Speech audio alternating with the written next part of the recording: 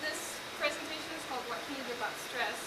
And basically, as you can probably remember, some of you, I have surveyed you about a month ago, and we were talking about some of the things that maybe bother you, or some of the factors in your life, and how they influence the way you act. And we were trying to identify stressors that that occurred in your lives as college students on this campus. And so one of the biggest things I found was stress. So I thought, hey, why not? Why don't we just do a teaching presentation on stress and managing stress in your schoolwork. So first, let's just identify some of the objectives. By the end of this presentation, we'll be able to identify key causes of stress related to schoolwork, identify necessary changes in cognitive processes related to stress, improve strategies in productivity, and design your own system of time management. This is going to illustrate an important point, so just watch me do this. Okay. Oh, that's yours. That was like somebody. Okay. So, as we have seen with the little demonstration, how many of you guys ever feel like, whenever during the school year, you wake up and you're already so stressed because you have so much stuff to do, and it's just so overwhelming, and you add the heat, of just other relationships and other factors, all the drama, and you just feel like, you're a little hot air. So, basically, first we gotta identify, what the stress actually means. And according to, I actually used two resources for this presentation. The first one is called The Stress Workbook by Jonathan Abrams, and Getting Things Done by David Allen. And they gave some really good insight of what stress is caused by. And according to them, it's cognitive reaction to an event. So basically the way you're thinking about something that just happened to you. And the second definition was lack of clarity and definition about what the project really is and what the associated next action is. So basically you see this project and you're thinking, hey, I gotta get it done, but you just don't know where to start. And that causes a lot of stress. So, can we change the way we think about stress? Can we change the way we think about certain things?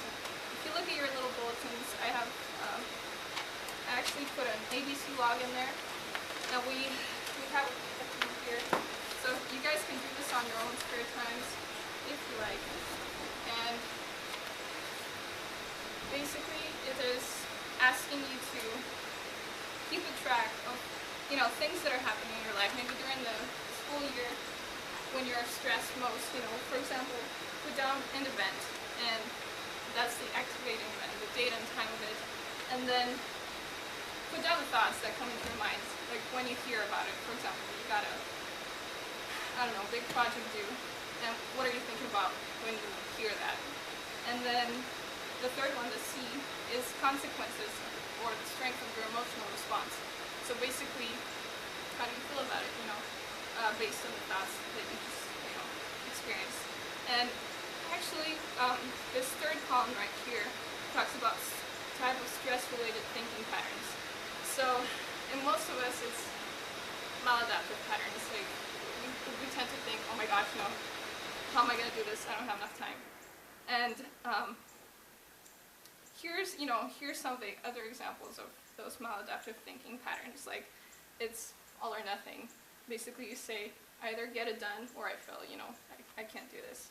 Or musts or shoulds, you say, hey, I must get it done before this time, or I must, you kind of have high expectations of yourself.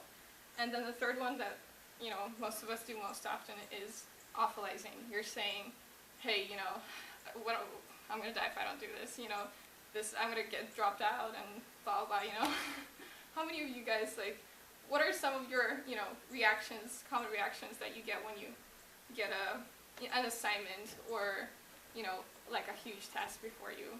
What kind of things do you guys think? Well, I can't sleep. Like if I'm really stressed out, I just can't sleep, and I'm just overthinking about it, and then like next morning comes and I haven't slept at all. Like if it's something really, really, really big. It's just on your mind constantly, isn't it? And it's true, it's like a trap. Once you get that thought, it's just on your mind, and it distracts you from being productive at the same time. So I remember, I think Lonnie, you told me about this on Friday. You were talking about a recital and how stressed out you were too. Can you tell us more about that? Well, I was doing everything I could to stay healthy and not to get sick because I had my senior recital, which is your senior project. It's a big deal. And I was exercising almost every day. I was eating everything right. I was eating no sugar. I was sleeping well. Like I was doing everything I needed to do. And I wasn't really around people who are really contaminated. So to me, and I was putting so much pressure on myself, just the fact that it's your recital and everyone expects so much of you because, you have this voice or whatever. And so I put so much pressure on myself that I got sick. And it delayed my recital because I wanted to do it, but I just was not ready for it because I was still sick. And it was laryngitis and it was congestion and it was the worst thing you could get, before your recital. Yeah. So it's like in the effort of trying to do something good for myself, I stressed about it so much that I, hurt myself doing it by being so stressed about it. Exactly. And, this is something that stress can cause. It could cause you physical sickness as well. And so when you're thinking about your thinking patterns, you could ask some of the following questions. They're all in here. What am I telling myself about this stressful event? Is this something I'm just making up in my mind, or is it something, tangible? What is the worst thing that can happen? Am I really going to die if I don't do this? What is the absolute worst? The next question is, what am I afraid might happen? Same thing, basically. What does this say about my life, my future? Like, is my life going to change if I don't do this? Is it really going to impact me in a huge way? A lot of people think about, hey, how are other people going to think about me? And the next consequent question, according to this model, is, what does this say about that person? If they are going to think a certain way about you, like in a negative way, what does it say about them? You don't really want to be around those people, actually. So that's all we can do, changing the all or nothing kind of thinking, changing the musts and the shoulds, and stop awfulizing a lot. So what is the process of work? What can you actually do to organize your, the things you got to get done? Do you guys have any systems you use when you have to get things done, or do you just go for it and just start doing it? I've noticed that using a calendar works a lot because you can just, put whatever you have to do. And what works for me is like, I see the deadlines and I just put like 3 days before that. I put like a deadline. I have to have it done by this day.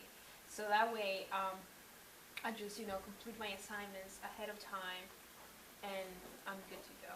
Yeah. Anyone else? I like to write to-do lists. And I'll write them chronologically. Like, I'll use a calendar too, like big things. And I like it because calendar is a visual, and you can just look, like you can see the length of 2 weeks or 3 days, and that helps me. But when there's like things to do, I'll make a list of like things I have to do in the house or a shopping list, and then like a list to do at like my job, like at school. So things that I know I have to do tomorrow. And then on that list at school, I'll be like, things I can do next week, and then I'll write all that down. Right. Because a lot of things, a lot of projects at school are more long-term, where you're working on things, and it doesn't mean you have to do everything on that day. But, some things. And then it feels so good when you can erase that off your list. Are you checking? Yeah. Check mark. It feels so good. Feel accomplished. Hang on just a second, sorry. I just want to make sure. It is recording. Oh my gosh. Oh my God. Okay, but it seems like you guys already know the gist of, the basics of handling big projects. Like you said, you make lists, you use a calendar. But this is, the basics. First you process, first you collect things that demand your attention. So basically, write those things down on a calendar, on a to-do list. The second thing is process what they meant and what to do about them. And for that, I actually found this little model you can see on the front of the bulletin here.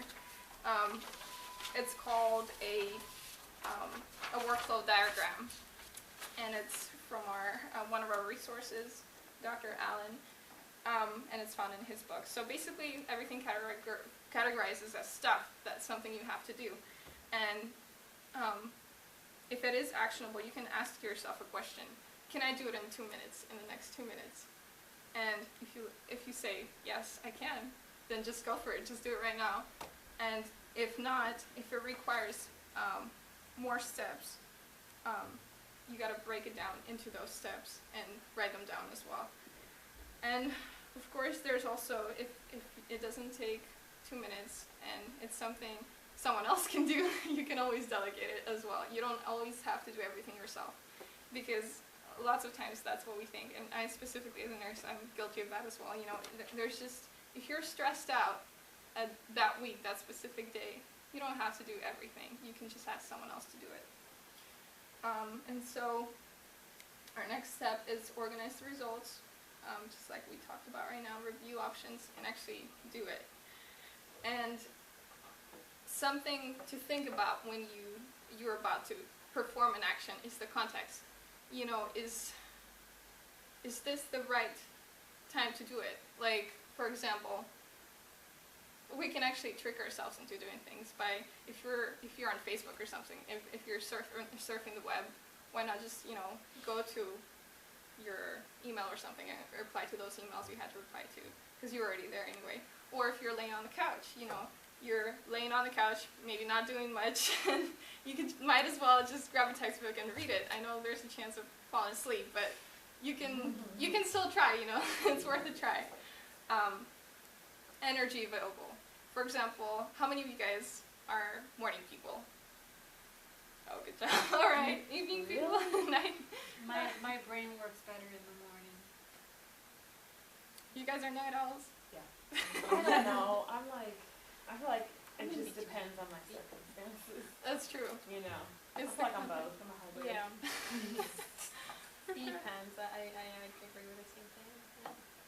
Well, again, it's the energy available. So if more energy is available in the morning after you wake up, after like 9 hours of sleep, that's your productivity time. And if you just came back from work like at nighttime, this is your low energy time. So at that time, you can choose tasks that don't require as much energy, maybe like watching a video for a class or a lecture, or, you know, nothing that requires like hardcore thinking, exactly. And priority is everything. If it's due tomorrow, don't let anything distract you. We'll talk about that a little bit more. But like you said, you guys mentioned something earlier about crossing things off your list. That's probably, you said, it's the best part because you got it done. And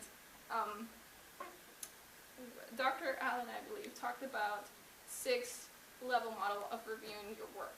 So basically, after you've done certain things and you have a few minutes, you're like, okay, so what have I done? And there's a couple of levels. First, you look at your life in general. It's kind of like a planet, you know. You kind of look, if you look at it from space, maybe you can see a little, a glow like of atmosphere. It's different layers, the atmosphere, stratosphere, and you actually go down to Earth and, you know, see the smaller details. But if you look at your life in general, what is your priority? Like, where are you going? You know, basically, just determine the direction of your life. What is your main value that you want to accomplish in your lifetime? Then you look at your 3 to 5 year vision, 1 to 2 year goals. Basically, are you getting the education you want to get? Are you getting the jobs you want to get in order to accomplish your ultimate like career goal? And then you go down all the way to current projects and current actions. Current actions is day to day. Have I done what I needed to get done today, you know? And just seeking that feedback from yourself is also encouraging to yourself, you know, how much time have I wasted? You know, don't kill yourself over wasting time, but still, it's good to notice those things and be accountable to yourself for it. So, here's some tricks on how to get started. Do you guys have any tricks on how to get started on, doing actually getting things done? Because it's always hard to get started, like for me especially. Listening to music. It gets you in the mood. Yeah. If I'm really lazy Yeah. and I need a song to pump me up, then as I'm listening to the song, I'm able to just start it. And then the song gets old, but I just started so I can finish it and I move on my next step. That's awesome. Okay. Anyone else? Yeah, I listen to music a lot. Like when I'm at school planning and stuff, and when I'm at home, like I just always have to have it. Like I like some quiet time, but not a lot. Like I always like music playing. Mm-hmm. You know, whether I'm just on the couch or doing dishes or planning, or even doing homework, I'll play, some choral or classical stuff to help get the brain waves flowing. But Yeah, for sure. No, I see that working. I guess some of the things I noticed that work as well. It's called a 5-minute rule. It's kind of like tricking your mind into doing something. Basically, it says that if you do something for 5 minutes, you're more likely to do it for the next 30 to 60 minutes. So if you have to start writing like a reflection or something, if you do it for 5 minutes, you get into it so much that you're like, okay, I might as well just finish it, get it done. And the other thing is actually just start doing it. Like most of the time we procrastinate because we think about it too much. We're like, oh my gosh, this is going to be so boring. I don't want to do this. And we just concentrate on those thoughts and we don't do it. But if we just like put everything aside and just start doing it, like without thinking even, you can just, get going and proceed and get it done. Once again, right model, right time, right energy levels, what we talked about, and the priority. Checklists. Checklists are great for anything, not just your tests, but just your life goals, the values you want to have as a person, or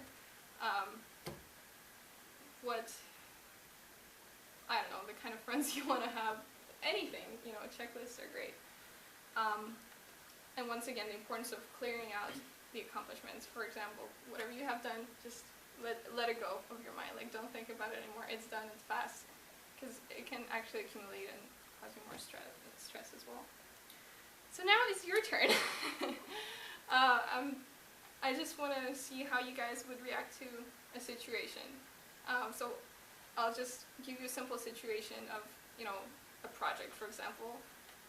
I called up Michelle here, and I say, hey, you remember this project we have due in 2 days? Have you started working on it? And Michelle's like, oh shoot, I forgot. How am I going to do this? Or, I don't have enough time. I need to get an A in that class, or else I'm going to, flunk out. Basically, if you could start, with your thought process, what do you think would help you to get yourself organized and, get the project done? Well, let's say that it's a 12-page paper. Then I would immediately call up the writing center so I can get an appointment, and then I'll think about it, but by the time that I get there, then I can get more help done and any other doubts that come in. So at least I'll have a really thought of process, and then I'll make sure to call other people and see if we can work together as a group and see if the ideas can just help each other. That's a great point. You don't have to do it alone. Like, it doesn't have to be just you. You can get help from so many different places. What about you? Let's go to If Christine. I had a paper just going along the line, I usually count the hours I have in a day, and I was like, okay, so that means that if it's a 12-page paper, I need to be writing 2 pages per hour. Is that possible? I was like, okay, yeah, that's good. And I just count the hours I have for the time I have to, I have to turn it in, and it works. So it's like, okay, for 2 hours, no Facebook, no anything, just writing. And then 30 minutes break, and then just start writing.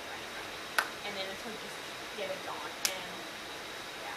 Wow, that's really good. Well, if it's like life or death, like you have a date and you have procrastinated like the whole semester, but I'll do that. I would do something for just paper reviews because I remember and I don't want to forget it. I do something similar because that happens a lot to me. But what I do is that within the time that I do have, I would set a timer and be like, okay, by 20 minutes, because I think I did that when I was doing my Comp 2 paper. I was like, all right, within this hour, I need to write 3-4 pages. or like within these 20 minutes I need to read a chapter or something like that. So I would actually set a physical timer so that it would time off. And then I would, just try to speed through the rest of it and keep it going, or like that would just keep me accountable. Even if I wasn't all the way finished when the timer went off, I would still know, like I would know I'd have to pick up the pace to catch up that time if I lost it, you know what I mean? But that actually really helped me because, I work well knowing like there's like a time and a Casey, deadline. like Like I do, even though I don't like it, I do work well under pressure. me too. Yeah. Even though I don't like it, but I do it. Like, Get stuff done. yeah. For me, I would actually just start with like my attitude towards the whole thing. Like even if I'm like, I totally forgot about this assignment, tomorrow, and what am I going to do with my life? Okay, well, like, okay, pause. Let's backtrack a little bit. Nothing flown out of school. Yes. This is actually What's the a worst thing that totally- can happen? This is actually like a totally doable thing that can be done in like however, like, if I need to get 2 to 3 pages done, like written and everything in a certain amount of time, that is doable. How and like we used to kind of remind yourself like we're actually smart. Forgetful sometimes, but still smart. But yeah, so just reminding yourself like everything is doable. Very good. Thanks, guys. Okay, so if you're already stressed out, this is like the last resort. If you're already like freaking out. Well, okay, prayer is the first resort. If you think about it. But really, it is so crucial that you prioritize. You put first things first. Because if you would have prayed before, it might have not happened. If you wouldn't be freaking out as much. As stressed out if you commit your ways to God. And you may be doing certain things while you're praying, such as diaphragmatic breathing. And we could all actually just participate right now because these are really useful. I just found out about them last week as I was doing research for my project. And I think, have you guys ever heard of diaphragmatic breathing? Yeah. I've not. So basically, you have those in the back of your little booklets here, and just whenever you're stressed out, try doing those things. So first, you gotta sit comfortably with your back straight, and put one hand on your stomach, and the other hand on your chest. So usually, we breathe with our chests. There you go. Yeah, our waist major canal is here. But initially, when we're small babies, we breathe with our stomachs. If you look at little babies, they breathe with their stomachs. So try breathing with your stomach. Like without your chest rising, try inhale and feel your abdomen rise down.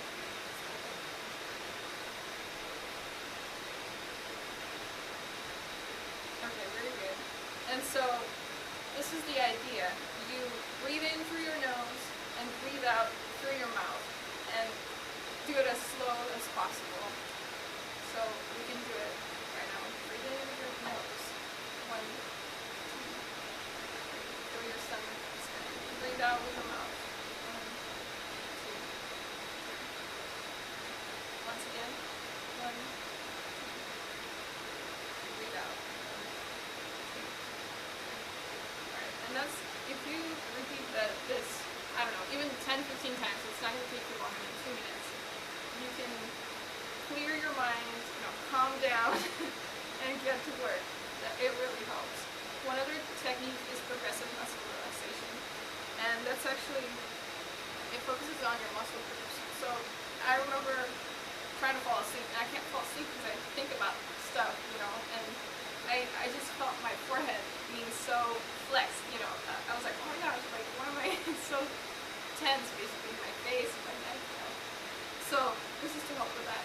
Basically, the idea is to contract that muscle group for 5 seconds, like really hard. And then you exhale and say the word relax. And kind of try to see the difference of what it felt like to be, like, really tense, and then after you have relax. So, just pick a muscle group, like your hands or your shoulders or your forehead. Like for me, it's gonna be my forehead, and we can do it together. So pick a muscle group. All right, and just flex and contract it for as much as you can for 5 seconds. So go ahead. 1, 2, 3, 4, 5. And then exhale and say relax. Can you feel the difference? And actually relax your muscle.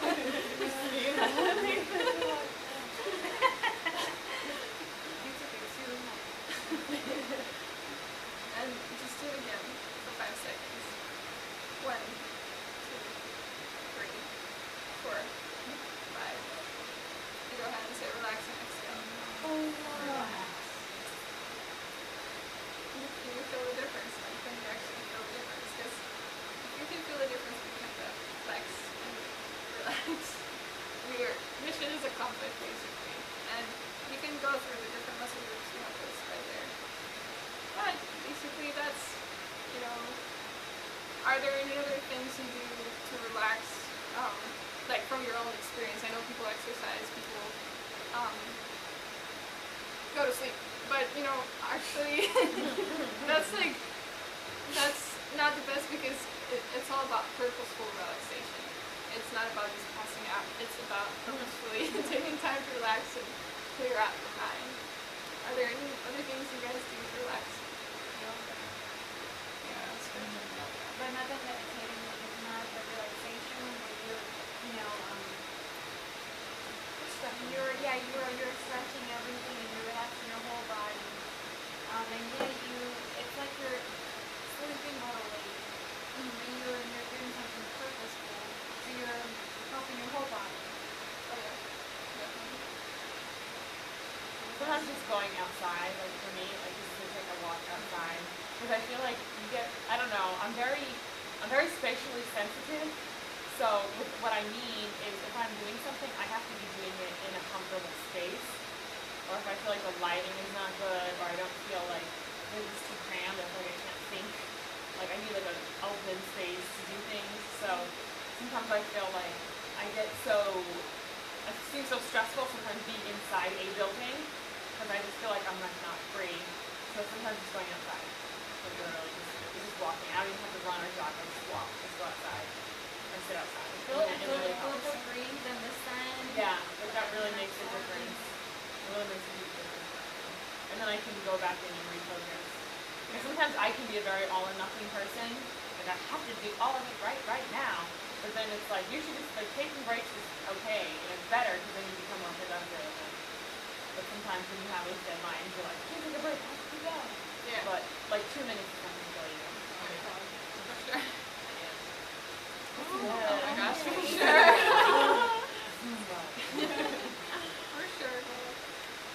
I like whenever like I take breaks, I try not to go on Facebook. Like okay, I'm gonna really like try to do something like washing dishes or like doing laundry, something that will like allow me to think, something that is actually doing something, like using my hands, something physical that will allow me to think. And while I wash dishes, I think, and I just like sometimes I have great ideas while washing the dishes. Like oh yeah, that's great. So I just go back and just make note of it, and then I go back. But I try to do something like it's kind of productive, so it helps me. For sure. Well, thank you guys. These are my Thank you. resources. And bye. Thank you guys.